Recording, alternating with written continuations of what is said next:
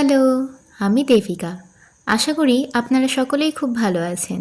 আমিও বেশ ভালো আছি। আজকে আমি আপনাদের সাথে শেয়ার করতে চলেছি একদম ঘরোয়া পদ্ধতিতে বিটরুটের কাটলেট। একদমই সহজ এবং কম উপকরণের সাহায্যে আমি আজকে এই কাটলেটটা আপনাদেরকে বানিয়ে দেখাবো। খুব কম সময়ে আপনারা বানিয়ে নিতে পারবেন, আর যে কোনো সময় বানিয়ে কিন্তু খাওয়া যেতে পারে। তাহলে বেশি কথা না বাড়িয়ে আজকের রেসিপিটা শুরু করলাম। বিটরুটের কাটলেট বানানোর জন্য আমরা বিট গ্রেট করে নিয়েছি, তারপর গাজর নিয়েছি, একটা সেদ্ধ আলু, কাঁচা লঙ্কা কুচি আর নিয়েছি আদা বাটা। এই কটা উপকরণ থাকলেই আমাদের কিন্তু কাটলেটটা তৈরি হয়ে যাবে। গ্যাসের উপরে একটা কড়াই বসিয়ে দিলাম, তাতে 2 টেবিল স্পুন তেল দিয়ে দিলাম। এখানে আমি সাদা তেল ব্যবহার করেছি। এরপর তেলের মধ্যে দিয়ে দিলাম গোটা জিরে, তারপরে দিয়ে দিলাম কাঁচা লঙ্কা কুচি, তারপর আদা বাটাটা দিয়ে একটুখানি নাড়িয়ে নিচ্ছি। আদার কাঁচা ভাবটা চলে গেলেই এর মধ্যে দিয়ে দেব কদুকস করে রাখা গাজর, আর দিয়ে দেব এখানে বিটরুটটা। প্রত্যেকটা জিনিসকে ভালো করে নাড়িয়ে নিতে হবে, আর ততক্ষণ অবধি রান্না করতে হবে যতক্ষণ না এর কাঁচা ভাবটা চলে যাচ্ছে। এরপর দিয়ে দিলাম পরিমাণ মতো লবণ, লাল লঙ্কার গুঁড়ো, তারপরে দিয়ে দিলাম হলুদ, ধনে গুঁড়ো, গরম মশলা। এই প্রত্যেকটা জিনিসকে দিয়ে ভালো করে রান্না করে নিতে হবে। তারপর আমি এখানে কয়েকটা মটর দিয়ে দিলাম। এরপর যে আলুটা সেদ্ধ করে রেখেছিলাম সেটা দিয়ে দিলাম।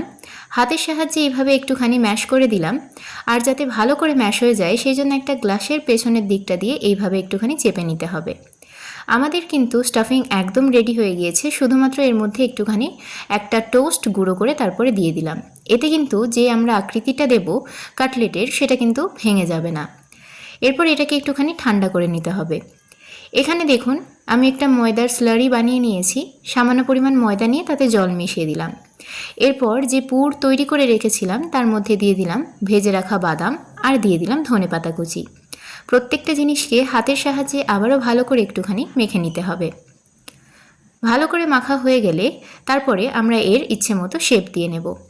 এখানে আপনারা গোল শেপও দিতে পারেন, আর তাছাড়া পাতার আকৃতিও দিতে পারেন। আমি এখানে হাতের সাহায্যে এইভাবে একটুখানি গোল করে তারপর চেপে চেপে একটা শেপ দেওয়ার চেষ্টা করেছি।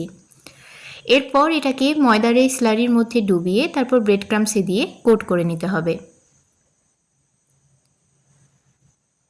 ব্রেড ক্রাম্বসে দেওয়ার পর ভালো করে এটাকে একটুখানি চেপে চেপে তারপর কোট করে নিতে হবে, তাহলে এর গা থেকে কিন্তু ব্রেড ক্রাম্বসগুলো খুলে যাবে না, ভালো করে ব্রেড ক্রাম্বসগুলো চিপকে থাকবে।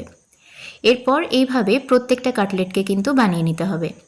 কাটলেটগুলোকে বানিয়ে তারপর যদি একটুখানি ফ্রিজে রাখা হয় তাহলে কিন্তু ভেঙে যাওয়ার সম্ভাবনাটা কম থাকে। হাতে যদি সময় থাকে তাহলে একবার ফ্রিজে রেখে দেবেন 30 মিনিটের মতো। তেলটাকে প্রথমে একটুখানি গরম করে নিয়ে গ্যাসের ফ্লেমটাকে ছোট করে দিতে হবে। তারপর কাটলেটগুলোকে দিয়ে হাতে একটুখানি সময় নিয়ে এখানে ভেজে নিতে হবে।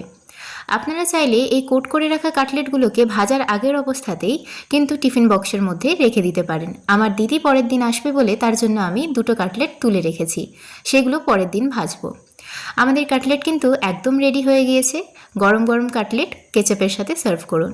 ভিডিওটা ভালো লাগলে একটা লাইক করে দেবেন। দেখা হচ্ছে নেক্সট ভিডিওতে। বাই।